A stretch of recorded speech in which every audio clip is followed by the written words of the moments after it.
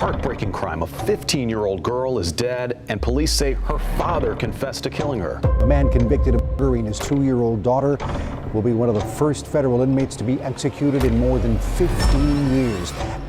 Everyone who saw his Facebook posts and pictures thought that he was the most loving and doting dad in the world. He referred to his daughter as his mini-me and was constantly bragging about her, saying how much he loved her and would not change her for anything in the world. But then one day, he did something that left everyone completely stricken with horror. You have children of your own, and you see just the evil that people are capable of. It's just not normal. Zarya Burgess was born on December 23, 2003, to two teen parents, Akeisha Pope and Joshua Lee Burgess. She lived with her mom in Union County, North Carolina, and was a sophomore at Monroe High School, where she was described as a sweet and bubbly girl who was always smiling and active in the school marching band. Everything she did, she had the same smile all the time. Although Zarya's mom and dad were no longer together, the dad seemed to be involved in the teen's life, and judging from his Facebook posts, the two appeared to be really close. In one of his posts from 2015, he wrote, "I love this little angel more than anything. Nothing beats quality time with my daughter." Looking at these pictures, the two seem to have a normal father-daughter bond, which is why what happened next is so shocking and heartbreaking. On August 17, 2019, 15-year-old Zarya went over to her dad's house in Monroe to visit him for the weekend, like she normally did. Only this time, her visit turned into a horrifying nightmare. On Sunday, August 18th, Joshua Burgess walked into the county sheriff's office and told a dispatcher that he wanted to turn himself in. The dispatcher asked for his name so she could search for any possible arrest warrants. But before she could go any further, he stopped her and said that his name wasn't in the system because he had just killed someone.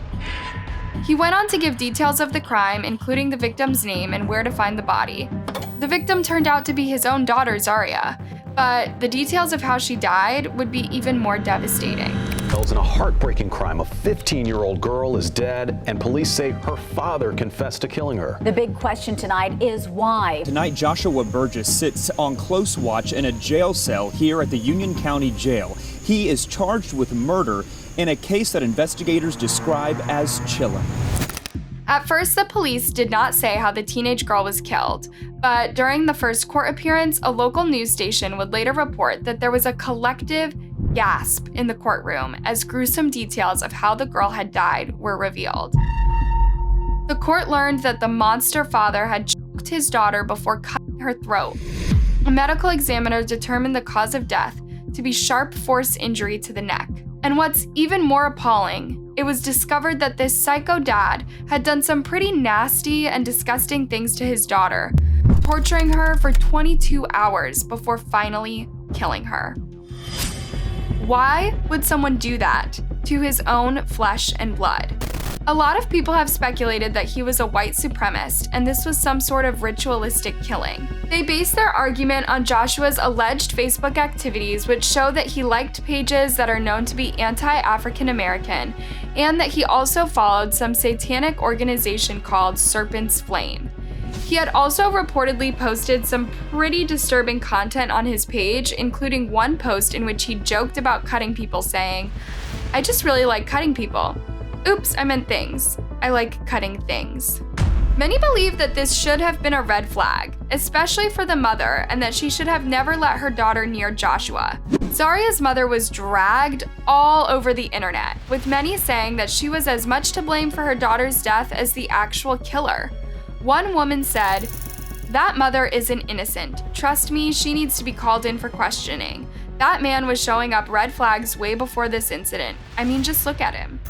Some other people who claimed to know the family alleged that Zarya was scared of her father and did not want to visit him over the weekend, but her mom reportedly encouraged her to go.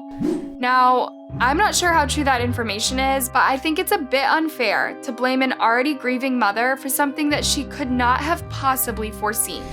Remember that this was not the first time that Zarya was visiting her father, and this was probably a court-mandated visit. There was also no previous reports of abuse or signs to show that Joshua would do such a thing to his own daughter.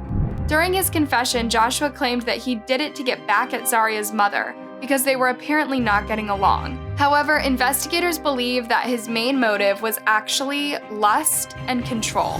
The sheriff described Joshua as pure evil, saying that the officers involved in the case were even affected by the gruesome things that this monster did to his daughter. The details of this murder are indescribable. Every officer involved in this case is feeling the effects of what happened to this child. There is no logical answer to explain why this man did what he is accused of doing. Our hearts and prayers are with Zarya's mom and her family. Joshua was charged with capital murder, along with other serious charges. But despite having confessed to the crime, he actually pleaded not guilty, forcing Zarya's family to sit through a trial. The jury selection is underway in that capital murder trial, and as you can well imagine, this is going to take a while. This trial is slated to go for at least 6 weeks. This is video of Burgess as he walked into that Union County courtroom, the judge allowing our cameras there to take these shots just before jury selection this morning, as this man is on trial for his life. The trial began in May 2022. With the prosecution describing the crime as an especially heinous, atrocious, and cruel killing of an innocent child. After 3 weeks of trial, the jury only took 3 hours to deliberate and find him guilty of first-degree murder. He was sentenced to death by lethal injection and also received a minimum of 76 years in prison for the other offenses. Following the sentencing, the sheriff released a statement saying, "Burgess stole Zarya from her friends, family, and local community. While we know Zarya is forever gone to us, we hope that today's verdict helps bring some closure to Zarya's family and friends, and we will continue to keep them in our prayers each day." Now, while this case is truly tragic, it's sadly not the only one of its kind. In 2002, a truck driver in Texas named Alfred Bourgeois made headlines when he did almost the exact same thing that Joshua did. In May of that year, Alfred had just found out that he was the father of a 2-year-old girl named Jacqueline, whose mother was a former lover. When he asked to pay child support, he requested temporary custody of the little girl, saying that he wanted to get to know his daughter, and his request was granted to him. Soon after this, Alfred picked up the toddler from her mother and brought her with him on one of his trips to Louisiana. He had also brought along his wife Robin and 2 older daughters on the trip. This was not really strange, as he would often take his family with him on his routes. But this time around, the trip had a tragic ending. According to court records, Alfred became fixated with potty training his daughter and would get easily frustrated and into a violent rage whenever she had accidents.